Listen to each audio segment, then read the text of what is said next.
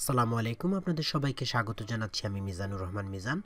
আজকে থেকে আগামী কয়েকটা ভিডিওতে আমরা ওয়ার্ডপ্রেসের সেটিংস যে অংশটুকু সেটা নিয়ে আলোচনা করব, অর্থাৎ স্পেশাল মেনু আইটেম সেটিংসের আন্ডারে যতগুলো অপশনস রয়েছে প্রত্যেকটা নিয়ে আলোচনা করব।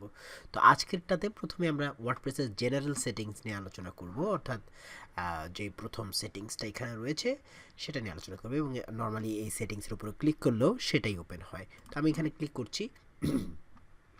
এগুলো হচ্ছে ওয়ার্ডপ্রেসের জেনারেল অপশন, যার মাধ্যমে আসলে আমরা ওয়ার্ডপ্রেসে আমাদের এই সাইটের কী নাম হবে, যে দেখেন ব্রেন টিউনার্স ডাব্লিউপি কাস্টমাইজেশন কোর্স, আমরা এখানে যেটা লিখবো সেটাই আমাদের সাইটের নাম হবে এবং থিমেও সেটা আপডেট হবে। এটা দিতে পারি সাইট টাইটেলে, এবং ট্যাগলাইনে যেটা হয় একটা স্লোগান থাকে ওয়ার্ডপ্রেস সাইটের। তো এখানে ফিউ ওয়ার্ডসে লেখা হয়, এইটা বক্সটা ছোট, নট নেসেসারিলি একটু ছোট লিখতে হবে এমন না, আপনি চাইলে এখানে আরও বড় কিছু লিখতে পারেন, তবে সেটা 150 ক্যারেক্টারের বেশি যেন না হয়, মাথায় রাখবো আমরা, বা অ্যাট বেস্ট 200। তো এটা আমরা দিতে পারি এবং এটা হচ্ছে ওয়ার্ডপ্রেস অ্যাড্রেস, অর্থাৎ যেই জায়গাটাতে ওয়ার্ডপ্রেসটা ইনস্টল করা আছে সেই জায়গাটা, এবং এটা হচ্ছে সাইট অ্যাড্রেস। এটা আর এটা ডিফার করতে পারে। তো এটা হচ্ছে কখনো হাত দিব না, আমরা যেখানে ইনস্টল করেছি এটা কখনোই হাত দিব না। আমরা চাইলে এইটাতে আবার একটু পরিবর্তন করতে পারি। ধরেন আপনি দেখাতে যাচ্ছেন একটা ডিফারেন্ট ইউআরএল, আপনার ইনস্টল যেখানে আছে তার থেকে ভিন্ন, যদি সেভাবে আপনার এইচটি অ্যাক্সেস ফাইলটা রেডি করা হয়, বাই ডিফল্ট এটা ওয়ার্ডপ্রেস করে নেয়, তো তাহলে আপনি ভিন্ন জায়গা থেকেও যেতে দেখাতে পারবেন, অর্থাৎ আপনার অ্যাকুরেট ইনস্টলেশন লোকেশন কেউ দেখতে পাবে না। অর্থাৎ এটা ডিফারেন্ট দেওয়া যায়, বাট এটা ডিফারেন্ট আমরা দেবো না। এটা হচ্ছে আমাদের এক্স্যাক্ট ফিজিক্যাল ওয়ার্ডপ্রেস অ্যাড্রেস, অর্থাৎ যেখানে আমরা ইনস্টল করেছি, আর এটা হচ্ছে সাইট অ্যাড্রেস, এটা ভার্চুয়াল, এটা আমরা চাইলে পরিবর্তন করতে পারি। ইমেল অ্যাড্রেস, এটা হচ্ছে অ্যাডমিন ইমেল অ্যাড্রেস। এটা বাই ডিফল্ট যখন আমরা ওয়ার্ডপ্রেস ইনস্টল করি একটা ইউজার ক্রিয়েট হয়, সেটার ইমেল অ্যাড্রেসটা এখানে চলে আসে, কিন্তু চাইলে এটা আমরা চেঞ্জ করতে পারবো। এটা হচ্ছে অ্যাডমিনের ইমেল অ্যাড্রেস, যা এইটা দিয়ে পুরো সাইটের অ্যাডমিনিস্ট্রেশন করা হবে, এবং সাইট থেকে যে ইমেলগুলো যাবে একটা ইউজারের কাছে ইন ফিউচার, নর্মালি এটা থেকে যাওয়ার পসিবিলিটিস, নর্মালি সেটা wordpress@, আপনার যে domain.com অথবা যেটাই হোক না কেন, wordpress@, আপনার ডোমেইন, সেখান থেকে যায়। কিন্তু আমরা যদি চেঞ্জ করে দিই যে অ্যাডমিনের ইমেল অ্যাড্রেস যাবে, সেক্ষেত্রে আসলে এই ইমেলটাই যাবে। হ্যাঁ, এটা হচ্ছে আমাদের এই সাইটের মূল আইডেন্টিটি। এরপরে বাই ডিফল্ট ওয়ার্ডপ্রেস সাইটে নতুন অ্যাকাউন্ট খোলা যায় না।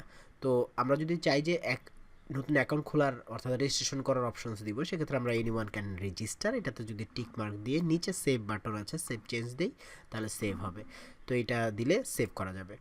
তো আমি যদি এটাকে এখন দেখেন, আমি আমার সাইটটাতে যদি যাই, এখানে দেখেন আমি তো এখন লগ ইন করা অবস্থায় আছি, তো আমি এটাকে কপি করছি অ্যান্ড আমি ইনকগনিটোতে চলে যাব। তো দেখেন এখানে আমার এখানে জাস্ট লগ ইন আছে, বাট কোনো রেজিস্ট্রেশন অপশনস নেই। তো আমি এখানে এটাকে টিক মার্ক দিলাম অ্যান্ড এটাকে সেভ করলাম। এখন যদি আমি এটাকে রিফ্রেশ করি, দেখতে পাবো রেজিস্টার নামে একটা অপশন আসছে, অর্থাৎ এখন যে কেউ এটাতে রেজিস্টার করতে পারবে। তো এখন রেজিস্টার করতে পারবে, আমরা একটু আগে একটা ভিডিওতে দেখেছিলাম, এর আগের একটা ভিডিওতে, যে ইউজার যখন ক্রিয়েট করেছি, যে ওয়ার্ডপ্রেসের ডিফারেন্ট ইউজার রোল রয়েছে। বাই ডিফল্ট এই 5টা ওয়ার্ডপ্রেসের এখানে আমরা দেখতে পাচ্ছি subscriber, contributor, author, editor, administrator. তো আমরা এগুলো যখন কেউ রেজিস্ট্রেশন করবে তার ডিফল্ট রোল কী হবে, অর্থাৎ অটোমেটিক, আমরা চাইলে তো তাকে আপগ্রেড করতে পারবো, কাউকে অ্যাডমিন বানাতে পারবো, এডিটর বানাতে পারবো, ডিফল্ট তার কী রোল হবে আমরা সেটা চেঞ্জ করতে পারি। তো যেগুলো দেখা যায় যে পাবলিক ব্লগিং প্ল্যাটফর্ম, তারা নর্মালি কন্ট্রিবিউটর অথবা অথর রাখে, হ্যাঁ, আর যারা রেগুলার সাইট তারা নর্মালি সাবস্ক্রাইবারই রাখে। তো এটা আপনি ডিসাইড করবেন। তো আমি আরেকবার একটা কুইক বলছি, সাবস্ক্রাইবার মানে হচ্ছে যিনি আপনার সাইটে একটা অ্যাকাউন্ট করতে পারবেন, কিন্তু অ্যাকাউন্ট করা বাদে তার আর কোনো ক্ষমতা থাকবে না। নর্মালি সাবস্ক্রাইবার রোলের যারা থাকে তারা প্রোটেক্টেড কন্টেন্ট, যেটা লগ ইন করে দেখতে হয় সেটা দেখতে পায়, এছাড়া তার কোনো ক্ষমতা নাই সাইটে। কন্ট্রিবিউটর যিনি, তিনি একটা পোস্ট লিখতে পারেন ওয়ার্ডপ্রেস, অর্থাৎ পোস্ট করতে পারবেন, কিন্তু তার পোস্টটা সাথে সাথে অ্যাপ্রুভ হবে না, সেটা পেন্ডিং থাকবে মডারেশনের জন্য। একজন অ্যাডমিন অথবা এডিটর সেটাকে অ্যাপ্রুভ করলে সেটা তখন দেখাবে। আর অথর যিনি থাকেন বা যাকে অথর পারমিশন দেওয়া হয়, তিনি সাথে সাথে ইমিডিয়েট কোনো একটা লিখে লিখে পাবলিশ করতে পারবেন। আর একজন এডিটর, তিনি এর আগের যে রুলগুলো ছিল তারা শুধু তাদেরটাকেই এডিট করতে পারতো, বা তারাই শুধু তাদের হয়েই পোস্ট করতে পারতো। একজন এডিটর যেটা করতে পারেন, যত অথর থাকবে বা যত প্রোফাইল থাকবে তাদের সকলের পোস্টকে এডিট করতে পারবে, পাবলিশ করতে পারবে, ডিলিট করতে পারবে, নিজেরটা তো পারবেই। আর একজন অ্যাডমিনিস্ট্রেটর উপরের সকল ক্ষমতা তো পারবেই, পাশাপাশি সে সাইটের এই যে এখন আমি যে সেটিংগুলো চেঞ্জ করছি, থিম পাল্টানো, প্লাগইন অ্যাড করা, এই কাজগুলো সে করতে পারবে। হোপফুলি বুঝতে পারছি। তারপর আমরা সাইটের ল্যাঙ্গুয়েজ চেঞ্জ করতে পারবো। এগুলো হচ্ছে wordpress.org-এর বাই ডিফল্ট যেই লোকালাইজড ল্যাঙ্গুয়েজ রয়েছে সেগুলোর লিস্ট আছে। আমরা চাইলে আমাদের সাইটটাকে বাংলাতেও কনভার্ট করে ফেলতে পারবো। ধরুন আমি এখানে বাংলা দিলাম, এটা ইনস্টল হবে, একটু সময় নেবে। আমি দেখি, হ্যাঁ, আমরা কত সময়ের মধ্যে এটাকে আপডেট করতে পারি।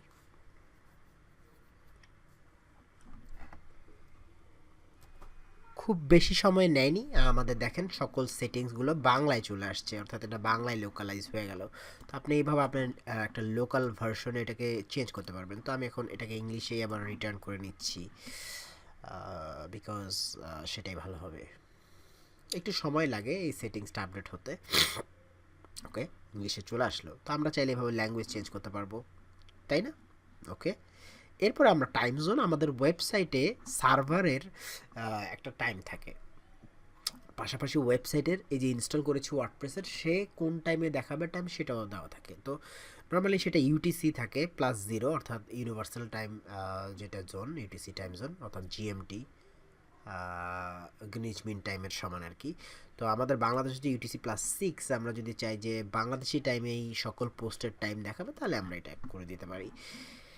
দেন ডেট ফরম্যাট, কোন ফরম্যাটে আপনার প্রত্যেকটা পোস্টের ডেট দেখাবে, যে এখানে আমরা দেখতে পেয়েছি আমাদের এর আগে, যদি দেখি যে এইটা ফরম্যাটটা, তো আমরা এখান থেকে যদি ফরম্যাট চেঞ্জ করে দিই, সেই ফরম্যাটেই ডেটটা আসবে, এবং টাইমটাও একইভাবে আমরা ফরম্যাট চেঞ্জ করে দিলে সেভাবে আসবে। এবং আপনার ওয়ার্ডপ্রেসের বাই ডিফল্ট উইক কবে থেকে শুরু হবে সেটাও আপনি বলে দিতে পারেন, অর্থাৎ ক্যালেন্ডার, এটা যে বিভিন্ন ক্যালেন্ডার পাশে উইজেট বা অ্যাপ্লিকেশন থাকবে না, সেখানে ক্যালেন্ডারটার মানে উইকেন্ড ধরবে যে দুটো দিন, স্যাটারডে সানডে। নর্মালি উইক যদি মানডে থেকে শুরু হয়, নর্মালি ইন্টারন্যাশনালি মানডে থেকে শুরু হয়, বাট আমাদের দেশে সানডে থেকে শুরু, আমরা চাইলে এভাবে চেঞ্জ করতে পারি। দেখেন আমি যদি এখন সেভ চেঞ্জ দেই, আই গেস এখানে কিছু আপডেট হবে। আমি যদি একটু রিফ্রেশ করি, দেখুন আমাদের ডেট ফরম্যাটটা পরিবর্তিত হয়ে গেছে। তো আমরা এভাবে চাইলে এইগুলোকে আপডেট করতে পারবো, যদি এই ফরম্যাটটাই সুন্দর আসলে, তাই না? এবং দেখেন এখানে FJY, এটা হচ্ছে আপনি চাইলে এটা আপডেট করতে পারবেন এই ফরম্যাটে। তো এটা হচ্ছে পিএইচপির একটা স্পেশাল ফরম্যাটিং। তো এটা এই যে আপনি এখানে এই ডকুমেন্টেশনটা যদি ওপেন করেন, কোডেক্সের একটা লিঙ্ক আসবে, যে এটা এখান থেকে আপনি দেখে বুঝবেন কোনটার মানে কি আর কি। হ্যাঁ, তো আপনি চাইলে আপনার মতো করে কাস্টম করেও সাজাইতে পারবেন, নট নেসেসারিলি এইগুলাই দিতে হবে। এই যে কাস্টমে ক্লিক করে এখন আপনি আপনার ইচ্ছে মতো সাজান, কোনো সমস্যা নেই। আশা করি আমরা পারবো ইনশাল্লাহ। তো এই ছিল আমাদের জেনারেল সেটিং, হোপফুলি আপনারা এটা পারবেন। তো এটাতে কোনো হোমওয়ার্ক থাকছে না। থ্যাংক ইউ ফর ওয়াচিং, সবাই ভালো থাকুন, সুস্থ থাকুন, আল্লাহ হাফেজ।